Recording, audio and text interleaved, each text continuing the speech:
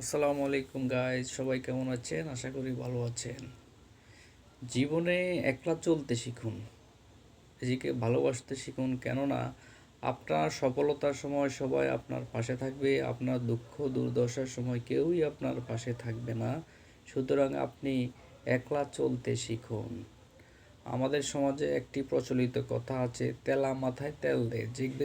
দেখবেন যার টাকা পয়সা বেশি সবাই তাকে আমন্ত্রণ করে, ইনভাইট করে, মেজবানিতে প্রথম সারিতে তার চেয়ারটা থাকে। কিন্তু বাংলাদেশে এটা মোটেও উচিত নয়। কেননা মেজবানিতে আপনি একান্তই গরিব, মিসকিন, অসহায়, হতদরিদ্র যারা আছে তাদেরকে আমন্ত্রণ করবেন। কিন্তু বাংলাদেশে দেখা যাচ্ছে মেজবানিতে বিজনেসম্যান, শিল্পপতি, ইন্ডাস্ট্রিয়ালাইজেশ যারা আছে তারা প্রথম শ্রেণীতে থাকে। তাদের জন্য মনোরম পরিবেশে, চাকচিক্য পরিবেশে আয়োজন করা হয়। এটা ইসলাম সাপোর্ট করে না। আপনার বাবা মারা গেছে, আপনার মা মারা গেছে, আপনি চেয়ারম্যান, মেম্বার, নেতা তাদেরকে আমন্ত্রণ না করে আপনি গরিব, মিসকিন, অসহায়, এতিম যারা আছে তাদেরকে খাওয়ান। এতে করে আপনার বাবার কবরে, আপনার মায়ের কবরে সদকায়ে জারিয়ার একটা অংশ পৌঁছে যাবে। আশা করি বিষয়টি বুঝতে পারছেন। কিন্তু আমাদের বাংলাদেশের প্রেক্ষাপট সম্পূর্ণ ভিন্ন।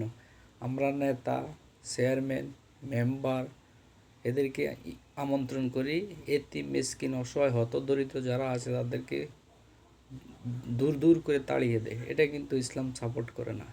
এতে করে আপনার বাবার আত্মা কষ্ট পাবে, আপনার মায়ের আত্মা কষ্ট পাবে।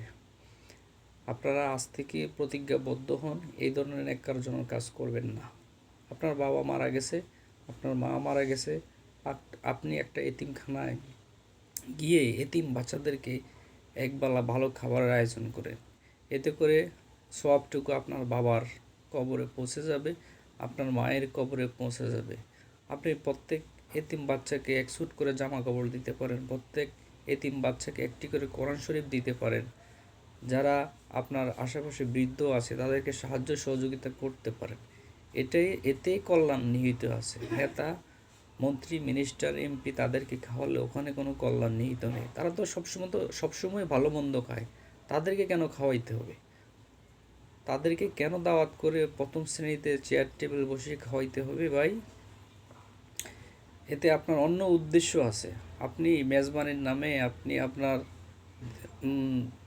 সমাজের বিত্তবানদের দৃষ্টি আকর্ষণ করতে চাচ্ছেন। আপনার মোটিভ ভিন্ন, এটা মোটেই উচিত নয়।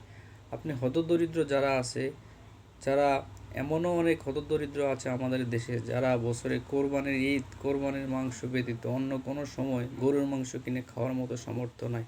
আপনার এলাকায় যারা এই ধরনের লোক আছে তাদেরকে দাওয়াত দিয়ে খাওয়ান, তাদেরকে চেয়ার টেবিলে বসে খাওয়ান। এটাই তো সমাজ সাপোর্ট করে, এটাই তো ইসলাম সাপোর্ট করে। আমরা সম্পূর্ণ ভিন্ন চিত্রের মানুষ। আমরা মেজবানিতে মন্ত্রী, মিনিস্টার, এমপি, নেতা তাদেরকে আমন্ত্রণ করে প্রথম শ্রেণীতে চেয়ার টেবিল বসে খাওয়া দাওয়া করাই। কিন্তু আমার আশেপাশে যারা হতদরিদ্র আছে, এতিম মিসকিন আছে, তাদের খবর নেই না, তাদেরকে দাওয়াত করি না। তারা আসলে দূর দূর করে তাড়িয়ে দেয়। এটা মোটেই উচিত নয় ভাই, এটি করবেন না।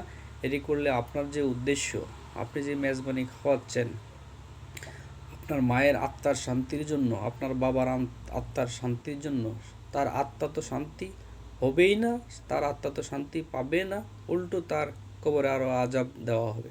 কেননা আপনি এখানে এতিম, মিসকিন, অসহায়, গরিব লোকদের সাথে খারাপ ব্যবহার করেছেন। আপনাকে ইসলাম বলছে আপনার হতদরিদ্র, এতিম, মিসকিন যারা আছে তাদেরকে দাওয়াত দিয়ে খাওয়ান। আপনি তা না করে উল্টোটু করতেছেন। আপনি মন্ত্রী, মিনিস্টার, জজ, ব্যারিস্টার, উকিল, নেতা, খেতা তাদেরকে দাওয়াত দিয়ে খাওয়াচ্ছেন। আপনার খাওয়ানোর কথা এতিম, মিসকিন, অসহায়, হতদরিদ্র যারা আছে তাদেরকে, আপনি তা না করে আপনি এলাকার প্রভাবশালী ব্যক্তিদের দাওয়াত দিয়ে খাওয়াচ্ছেন। এতে করে আপনার যে উদ্দেশ্য সেটা হাসিল হবে না। আমরা ভুল পথে হাঁটতেছি ভাই, এই ধরনের কাজ করবেন না। আশা করি বুঝতে পারছেন। বেশি বেশি আমার ফেসবুক পেজটি লাইক, কমেন্ট, শেয়ার করে আমাকে উৎসাহ দিবেন, উদ্দীপনা দিবেন, যাতে এ ধরনের মোটিভেশনাল ভিডিও আমি প্রতিনিয়ত আপনাদেরকে উপহার দিতে পারি। আসসালামু আলাইকুম রহমতুল্লাহ।